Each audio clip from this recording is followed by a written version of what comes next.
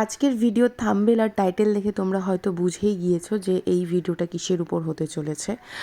আর এটা করার আমার একটাই উদ্দেশ্য যে এর সুবিচারটা যেন আমরা খুব তাড়াতাড়ি পাই, লেন্দি প্রসেস যেন না হয়। কারণ যার সন্তান চলে গিয়েছে তাকে যেন কোর্ট চক্করে ঘুরতে ঘুরতে সে যেন ভুলে না যায় যে তার মেয়ের জন্য দোষী কে ছিল, সেটা যেন সে ভুলে না যায়। অ্যাজ ফাস্ট অ্যাজ যতটা পসিবল হয় খুব তাড়াতাড়ি যেন কোর্টের সুবিচারটা আমরা পাই। এই জন্যই কিন্তু দেখো এখানে এত রাতে এত লোক জড়ো হয়েছে। আর এখানে শুধু কিন্তু এমন নয় যে শুধু মেয়েরাই গিয়েছে, এখানে আমার দেখে খুব ভালো লেগেছে যে অনেক ছেলে মানুষরা এখানে সাপোর্ট করেছে, তারা চেয়েছে এর সুবিচারটা হোক।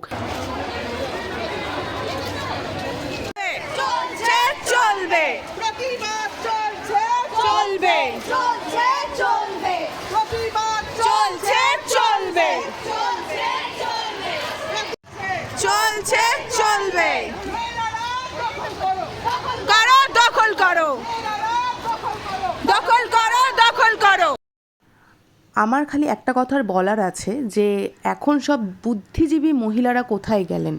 তারা তো অন্য রাজ্যের কিছু হলে একদম ধর্নায় বসে যান। আমি জানি বেশি পলিটিক্যালি আমি কোনো কথাবার্তা বলতে পারবো না, আর এই ভয়েসটা যখন দিচ্ছি প্রচণ্ড রাগ আর ক্ষোভে দিচ্ছি, কারণ এটা একবার নয় বারংবার। আর আজকে যেহেতু এটা পাবলিকলি চলে গিয়েছে বলে এখন তো অবশ্যই আমরা চাই এটা খুব তাড়াতাড়ি বিচার হোক। এই যে আমরা এখানে এতজন জড়ো হয়েছি, জমায়েত হয়েছে, এটা যেন কোনো দিনও আমাদের বৃথা না যায়। কারণ যতটা পসিবল হয় যেন খুব তাড়াতাড়ি দোষীদের মানে শাস্তি যেন এরা দেয়। জানি না এখন সরকার কতটা কি করবে, কারণ অন্য রাজ্যে বলে তো সবাই ধর্নায় বসে যেত, এদিক ওদিক করতে শুরু করে দেবে। নিজের রাজ্য তো তাই হয়তো জানি না, হয়তো ভয় পাচ্ছে কোনো কিছুতে। তো এইখানে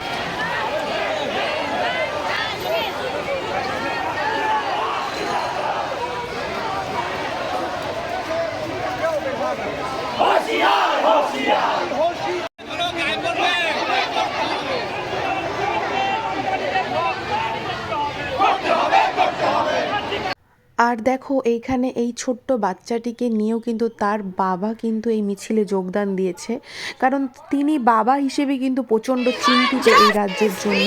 তো যাই হোক, আমরা কিন্তু এখানে সবাই মিলে খুবভাবে প্রতিবাদ করছি। এবার দেখা যাক কি সুবিচারটা আমরা পাই। ওখান থেকে ফেরার পথে আমি ক্যামেরাটা নিয়ে কিছু বলার চেষ্টা করছিলাম, কিন্তু বারবার চেষ্টা করেও পারছিলাম না। কি বলবো কিছু বুঝে উঠতে পারছি না। সরকারি জায়গায় মানুষ সেফ নয়।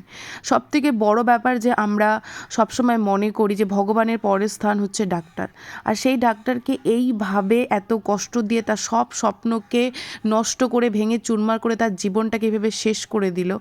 আর এখনও তারা সুবিচার পায়নি, এতগুলো দিন হয়ে গেল। মানে এটা ভাবতে খুব লজ্জা লাগছে যে মানে কি বলবো, কিছু বলার নেই। যাই হোক, তাড়াতাড়ি যেন এর সুবিচারটা পাই, এইটাই আমি জাস্ট আশা করছি, যাতে এত লোক এক জায়গায় জমায়েত হয়েছে সেটা যেন বৃথা না যায়। আর তারপরে বাড়ি এসে দেখলাম এই গোমাতাটার প্রচণ্ড ব্যথা পেয়েছে। বাড়ির থেকে হলুদ চুন এনে লাগিয়ে দিলাম। তারপর দেখো এই বাচ্চাগুলো মানে এরা তো মানে বলে না মানুষের থেকে এরাই অনেক ভালো। তো চলো এখানে ভিডিওটি শেষ করছি।